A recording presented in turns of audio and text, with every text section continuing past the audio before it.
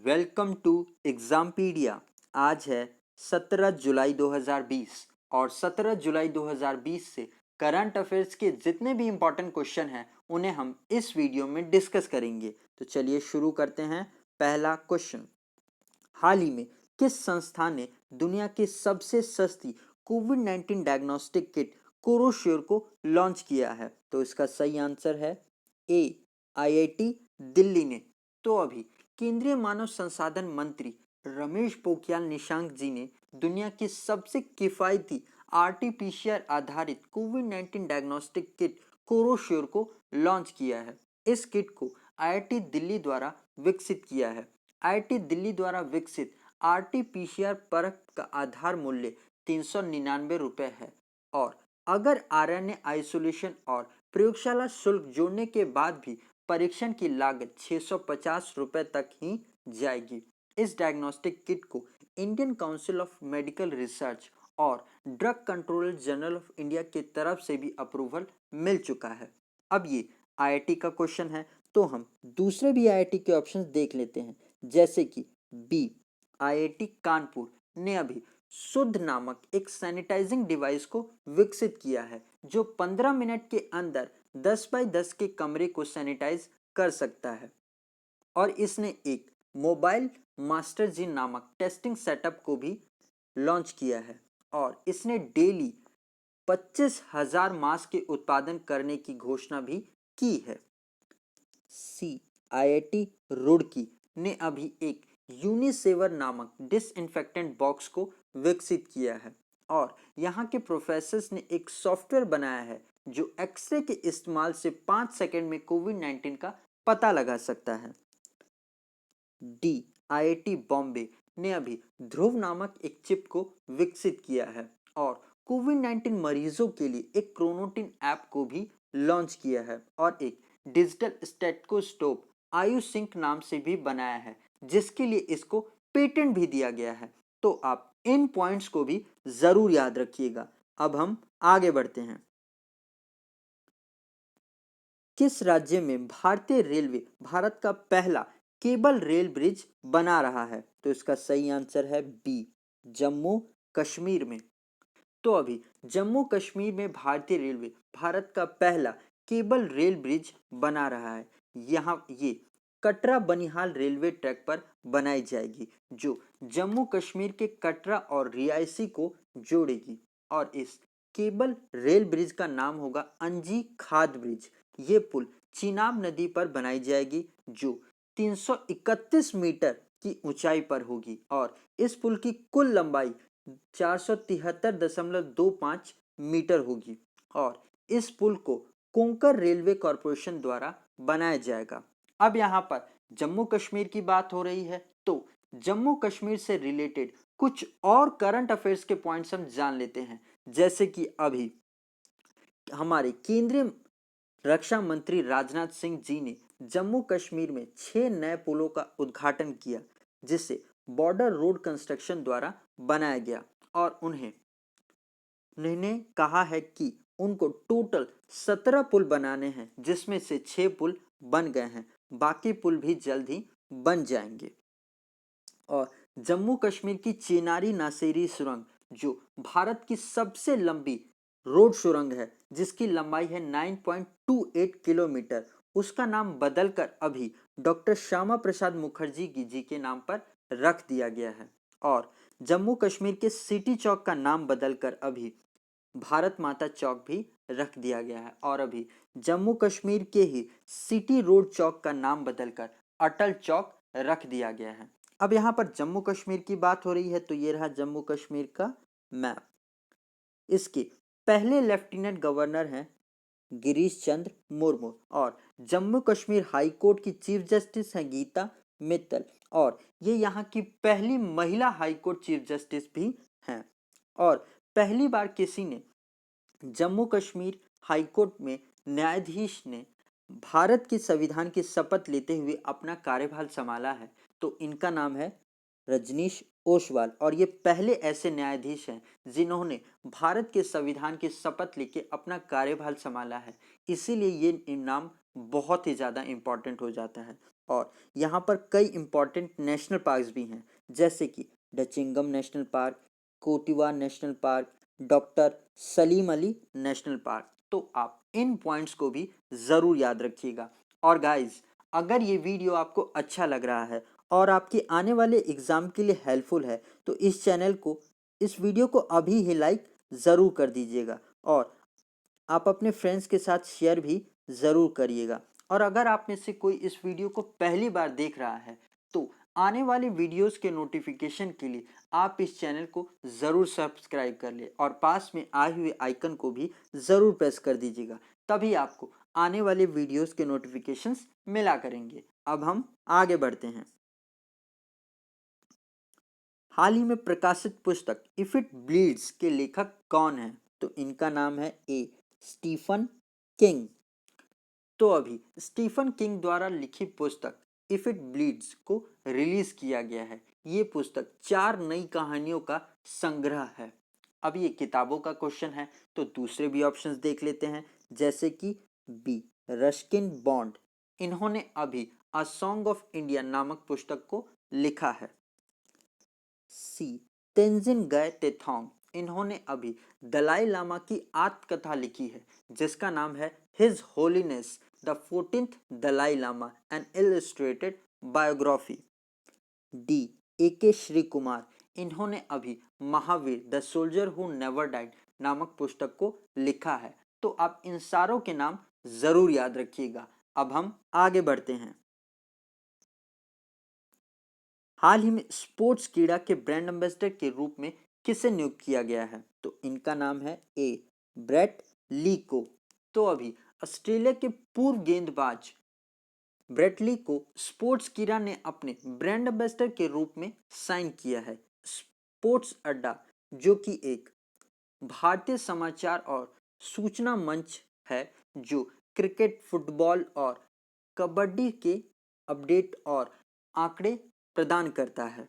अब दूसरा ऑप्शन भी देख लेते हैं, जैसे कि बी सौरव गांगुली, जो वर्तमान में बीसीसीआई के अध्यक्ष हैं, और सी सुनील छेत्री, जो भारतीय फुटबॉल टीम के कप्तान हैं। इनको अभी जीएसडब्ल्यू सीमेंट ने अपना ब्रांड एम्बेसडर के रूप में साइन किया है। और डी ऋषभ पंत, इनको अभी जीएसडब्ल्यू स्टील ने अपना ब्रांड एम्बेसडर नियुक्त किया है। तो आप इन दोनों नाम में कंफ्यूज मत होइएगा कि सौरव गांगुली और सुनील छेत्री को जीएसडब्ल्यू सीमेंट ने अपना ब्रांड एम्बेसडर बनाया है, जबकि जीएसडब्ल्यू स्टील ने ऋषभ पंत को अपना ब्रांड एम्बेसडर बनाया है। तो हम आगे बढ़ते हैं। अब हाल ही में जटिल जांच से निपटने के लिए सिविल डोमेन विशेषज्ञों को नियुक्त करने वाला भारत का पहला राज्य कौन बन गया है? तो इसका सही आंसर है ए पंजाब। तो अभी पंजाब भारत का पहला राज्य बन गया है जिसने कॉम्प्लेक्स प्रॉब्लम्स से निपटने के लिए सिविल डोमेन विशेषज्ञों को नियुक्त करने की घोषणा की है। और अब पंजाब पुलिस के आईटी डिपार्टमेंट, लॉजिक फोरेंसिक्स और फाइनेंस में सिविल डोमेन के विशेषज्ञों को नियुक्त किया जाएगा ताकि इनके जांच कार्यों को उच्च गुणवत्ता वाला आधुनिक बनाया जा सके। और पंजाब इन्वेस्टिगेशन ब्यूरो के लिए 798 ऐसे विशेषज्ञों को सीधे सिविल सपोर्ट स्टाफ के रूप में भर्ती किया जाएगा। अब यहाँ पर पंजाब की बात हो रही है तो इससे जुड़े कुछ और करंट अफेयर्स के पॉइंट्स हम जान लेते हैं, जैसे कि अभी पंजाब सरकार ने कोवा पंजाब ऐप को लॉन्च किया है और अभी पंजाब सरकार ने ही अपने कर्मचारियों के रिटायरमेंट एज को 60 साल से घटा करके 58 ईयर्स कर दी है। और कोविड-19 के समय सबसे पहले कर्फ्यू लगाने वाला राज्य भी पंजाब ही है। और अभी पंजाब की पहली महिला मुख्य सचिव बनी है विनी महाजन, और ये पहली महिला है जो मुख्य सचिव बनी है, तो इसीलिए इनका नाम ज़्यादा इंपॉर्टेंट हो जाता है। और अभी आईआईटी रोपड़ ने वॉटबुड नाम से एक रोबोट भी विकसित किया है। और अभी कपूरथला रेल कोच फैक्ट्री ने लो कॉस्ट वेंटिलेटर भी बनाया है जिसका नाम है जीवन। तो जीवन। तो आप इसे भी ज़रूर याद रखिएगा। अब यहाँ पर पंजाब की बात हो रही है, तो ये रहा पंजाब का मैप। इसकी कैपिटल है चंडीगढ़। मुख्यमंत्री हैं कैप्टन अमरिंदर सिंह, गवर्नर है वीपी सिंह बंदौर, और चंडीगढ़ हाईकोर्ट के चीफ जस्टिस हैं रविशंकर झा। तो आप इनके भी नाम ज़रूर याद रखिएगा। अब हम आगे बढ़ते हैं। भारत में किस हवाई अड्डे ने पूरी तरह से संपर्क रहित कार पार्किंग को शुरू किया है? तो इसका सही आंसर है सी, हैदराबाद इंटरनेशनल एयरपोर्ट ने। तो अभी जीएमआर हैदराबाद इंटरनेशनल एयरपोर्ट ने कोविड-19 के बीच एक सुरक्षित हवाई अड्डा प्रदान करने के लिए भारत की पहली पूरी तरह से संपर्क रहित यानी कॉन्टैक्टलेस एयरपोर्ट कार पार्किंग की शुरुआत की है। इसके लिए हैदराबाद एयरपोर्ट ने national payment corporation of India के साथ मिलकर अपने national electronic toll collection FASTag के साथ बनाया है। तो आप इसका नाम भी ज़रूर याद रखिएगा, क्योंकि ये पहला भारत का इंटरनेशनल एयरपोर्ट है जिसने ये शुरुआत की है। अब हम आगे बढ़ते हैं। हाल ही में यूएसआईबीसी ग्लोबल लीडरशिप अवार्ड 2020 के किस लिए चुना गया है? तो इसका सही आंसर है सी, ऊपर के दोनों को। तो अभी टाटा ग्रुप के चेयरमैन एन चंद्रशेखरन और लॉकहेड मार्टिन के सीईओ जिम ताइवेव ताइक्लेव को United states Indian business council की तरफ से ग्लोबल लीडरशिप अवार्ड 2020 से सम्मानित किया गया है। यूएसआईबीसी जो हर साल ग्लोबल लीडर्स को उनके योगदान के लिए और भारत अमेरिका व्यापार और व्यवसाय को बढ़ावा देने के लिए के अधिकारियों को सम्मानित किया जाता है। इसका headquarter Washington DC United states में ही है। अब हम आगे बढ़ते हैं।